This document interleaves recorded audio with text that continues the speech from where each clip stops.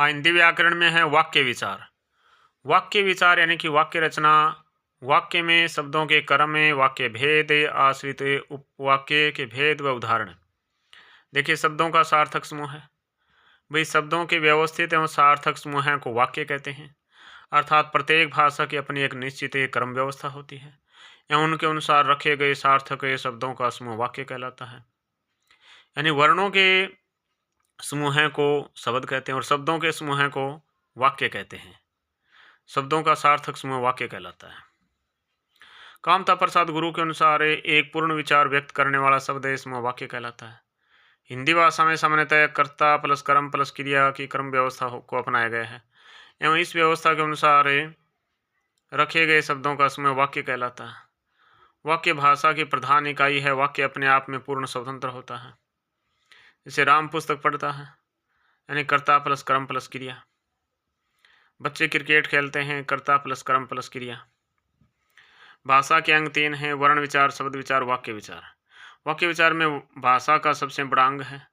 भाव या विचार को व्यक्त करता है, पूर्ण एवं स्वतंत्र है, रचना शब्दों या पदबंधों के योग से। जैसे राम पुस्तक पढ़ता है, राम कर्ता, पुस्तक कर्म, क्रिया पढ़ता है क्रिया। बच्चे क्रिकेट खेलते हैं, बच्चे कर्ता है, क्रिकेट कर्म है और खेलते हैं क्रिया है। ठीक है, खेलते हैं क्रिया है। वह पत्र लिखेगा। वाक्य के अनिवार्य तत्व 2 होते हैं: कर्ता और क्रिया।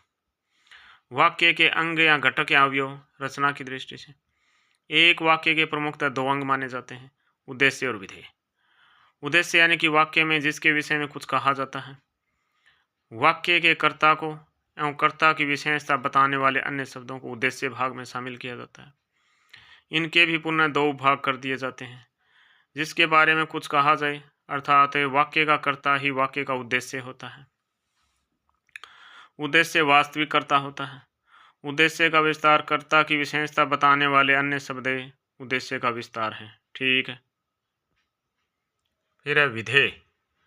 विधेय यानी कि उद्देश्य के विषय में जो कुछ कहा जाता है उसे विधेय कहलाता है। वाक्य में प्रयुक्त क्रिया को एवं क्रिया की विशेषता में प्रयुक्त होने वाले अन्य शब्दों को विधेय भाग में शामिल किया जाता है। 2 भागों में विभाजित है: विधेय वास्तविक क्रिया, विधेय का विस्तार क्रिया की विशेषता बताने वाले अन्य शब्द। जैसे राम पढ़ता है, राम उद्देश्य पढ़ता है विधेय। राम और श्याम पढ़ते हैं, राम और श्याम उद्देश्य पढ़ते हैं विधेय। मेरे मित्र राम और श्याम धार्मिक पुस्तकें पढ़ते हैं, तो मेरे मित्र उद्देश्य का विस्तार है, राम और श्याम उद्देश्य, धार्मिक पुस्तकें विधेय का विस्तार पढ़ते हैं विधेय है। ठीक है। वाक्य का वर्गीकरण प्रमुखतः 3 आधारों में किया जाता है: क्रिया के आधार पर, रचना के आधार पर और अर्थ के आधार पर। ठीक है। क्रिया के आधार पर कर्तृवाच्य, कर्मवाच्य, भाववाच्य। कर्तृवाच्य में जब किसी वाक्य में कर्ता के लिंग वचन के अनुसार क्रिया प्रयुक्त होती है, अर्थात कर्ता का लिंग वचन बदलते ही यदि क्रिया भी बदल जाती है तो वह कर्तृवाच्य कहलाता है। जैसे राम पुस्तक पढ़ता है, सीता पुस्तक पढ़ती है, बच्चे पुस्तक पढ़ते हैं, लड़कियां पुस्तक पढ़ती हैं। अच्छा, कर्मवाच्य फिर है भाववाच्य। रचना के आधार पर वाक्य के भेद 3 हैं: साधारण या सरल वाक्य, एक उद्देश्य एक विधेय, मिश्र वाक्य, एक प्रधान मिश्रित वाक्य, संयुक्त वाक्य। साधारण या सरल वाक्य जब किसी वाक्य में एक ही उद्देश्य एक ही विधेय प्राप्त होता है तो वह साधारण या सरल वाक्य माना जाता है। अर्थात एक कर्ता व एक ही क्रिया होती है, अर्थात एक मुख्य क्रिया हो। जैसे महेश फसल काट रहा है, महेश उद्देश्य, फसल काट रहा है विधेय, प्रधान उपवाक्य। महेश ने फसल काटी, महेश उद्देश्य, फसल काटी विधेय है। सुरेश और महेश यहाँ नहीं पढ़ते हैं, सुरेश और महेश उद्देश्य हैं, यहाँ नहीं पढ़ते हैं, यहाँ नहीं, विधेय का विस्तार और पढ़ते विधेय है। दौड़ना एक अच्छा व्यायाम है, दौड़ना उद्देश्य, एक अच्छा व्यायाम विधेय का विस्तार है विधेय है। बैठ जाओ विधेय है, खड़े हो जाओ विधेय है। गीता ने मंदिर जाकर प्रसाद लिया, गीता ने उद्देश्य है, मंदिर जाकर प्रसाद विधेय का विस्तार लिया विधेय है। फिर मिश्र वाक्य, जब किसी वाक्य में एक प्रधान मुख्य उपवाक्य, स्वतंत्र उपवाक्य तथा एक या अनेक आश्रित उपवाक्य हों तो मिश्र वाक्य माना जाता है। पहचान, जब कोई वाक्य या तो किसी योजक शब्द से जुड़ा हो अथवा दो दो योजक शब्दों, यदि तो, अगर तो, जब तक, यद्यपि, तथापि, जैसा वैसा, जिसकी उसकी, जो वह सो इत्यादि से जुड़ा हो तो मिश्र वाक्य माना जाता है। जैसे गांधी जी ने कहा कि सदा सत्य बोलो।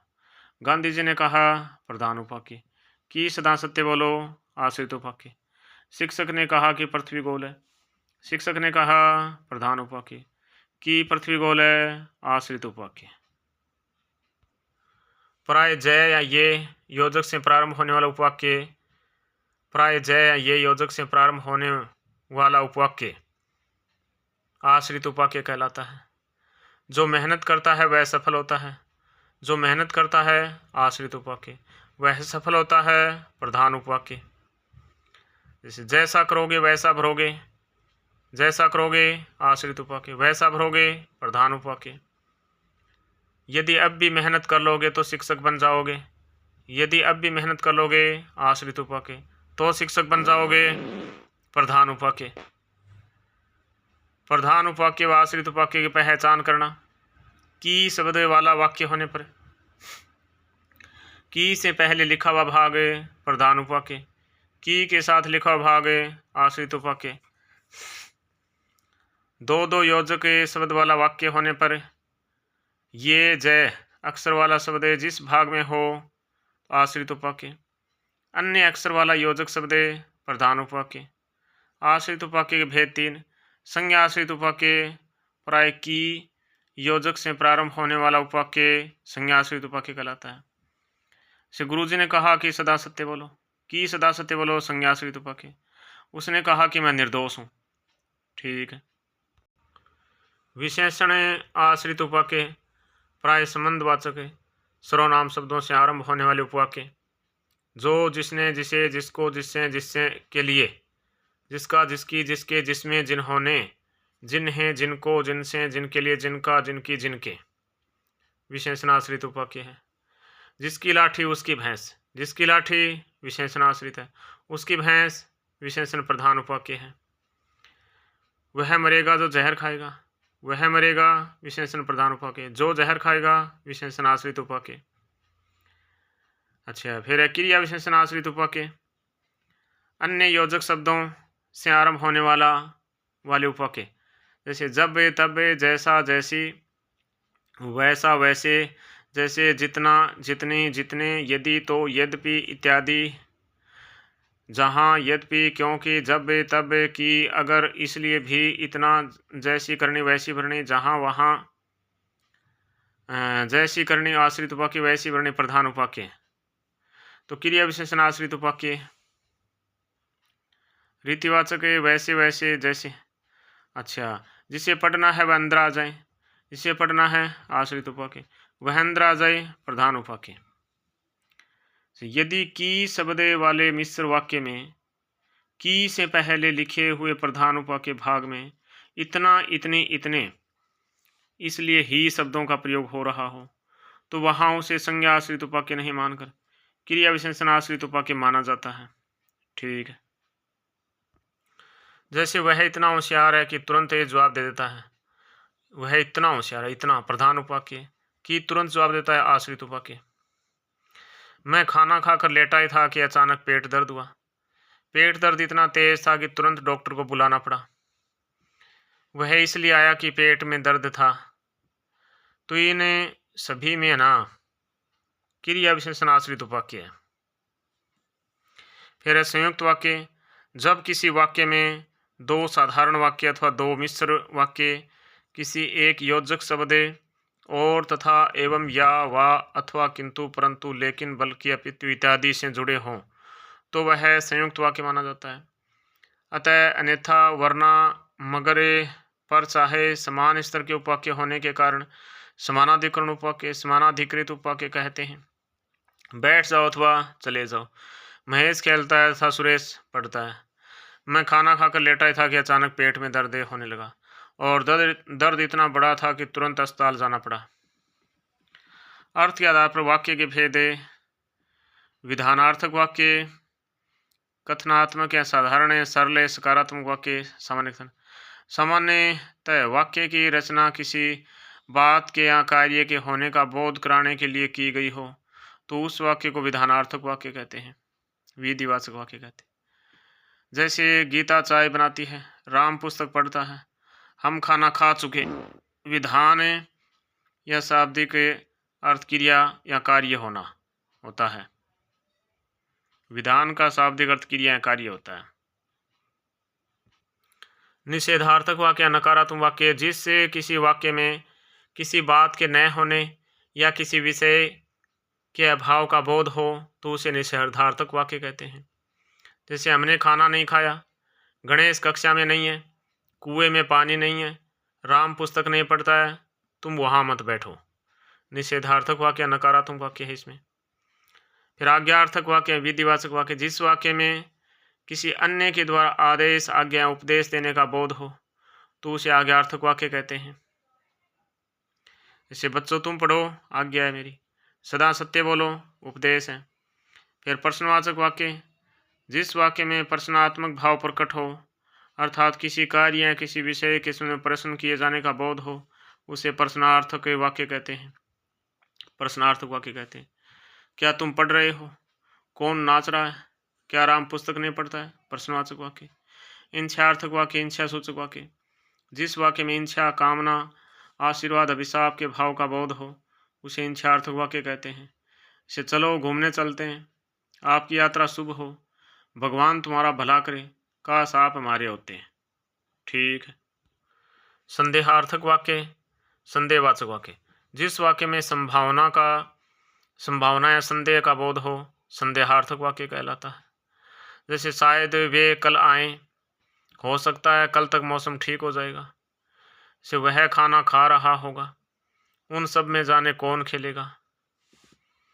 संकेतार्थक वाक्य या शर्तबोधक या हेतुवाचक वाक्य, वाक्य जिसमें संकेत या शर्त का बोध हो संकेतार्थक वाक्य कहलाता है। संकेतार्थक वाक्य मिश्र वाक्य होते हैं। जैसे यदि तुम पढ़ोगे तो शिक्षक बन जाओगे, यदि तुम पैसे दो तो मैं चलूं। फिर विस्मयार्थक वाक्य या उद्गारवाचक वाक्य, जिसमें वाक्य में विस्मय, आश्चर्य का बोध हो, विस्मयार्थक वाक्य कहलाता है।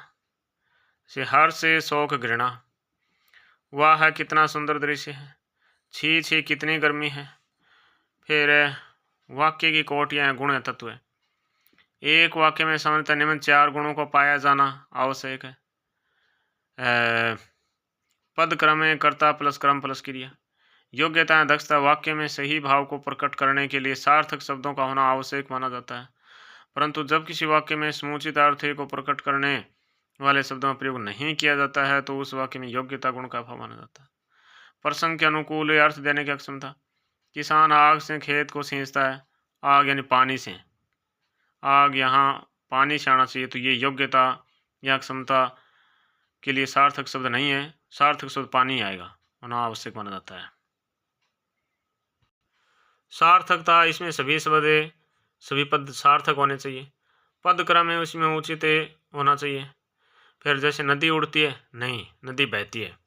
उसने कलम से शेर का शिकार किया, नहीं, उसने बंदूक से शेर का शिकार किया होगा। फिर आकांक्षा, इच्छा, जब किसी वाक्य में अर्थ को प्रकट करने वाले सभी शब्दों का प्रयोग नहीं किया जाता है, अर्थात वाक्य अधूरा प्रतीत होता है, वहाँ पर वाक्य में आकांक्षा गुण का अभाव माना जाता है, आकांक्षा गुण का अभाव माना जाता है। वाक्य में इतनी शक्ति रहनी चाहिए कि पढ़कर कुछ भी जानने की इच्छा न करें। बाग में खिले हैं क्या फूल, आकांक्षा इच्छा।